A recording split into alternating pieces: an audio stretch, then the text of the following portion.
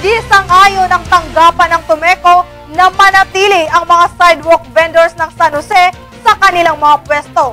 Ayon sa tagapagsalita ng Tomeco, wala pa mang maayos na paglilipatan, ipagbabawal pa rin umano ang pagtitinda sa gilid ng kalsada.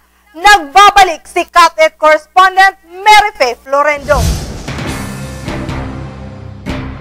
Hinggil sa usapin ng mga tendero sa merkado publiko ng San Jose at mga sidewalk vendors na kanilang inirereklamo, aming hiningi ang panig ng Tomeco hinggil sa usaping ito. Reklamuhan mga market vendors dito sa San Jose na siringhira nga lugi kami.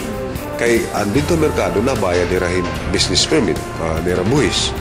Tapos din ticket la. Napagkasunduan umano ng lahat na ilipat sa loob ng merkado publiko ang mga sidewalk vendors na ito. Ngunit ang hiling umano ng kapitan ng Barangay 87 San Jose kung tatanggalin umano ang mga sidewalk vendors sa kanyang lugar, isama sana ang lahat ng mga sidewalk vendors sa buong San Jose.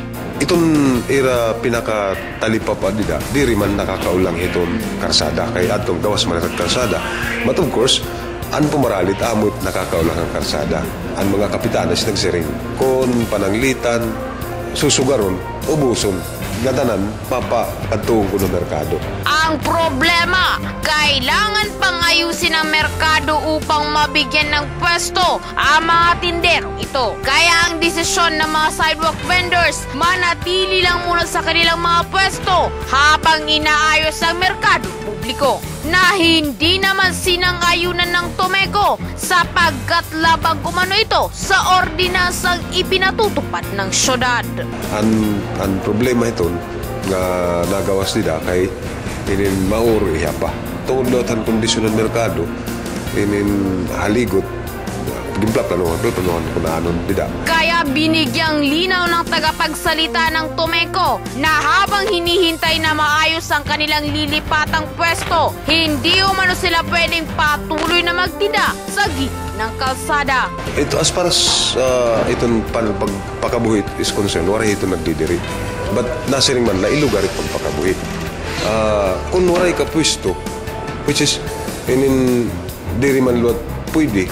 Now, kung isa nga magparakabuhi, dito lang na tiya balay pagtinda. Diri ra magtindi, hindi sandin lang ang lugar.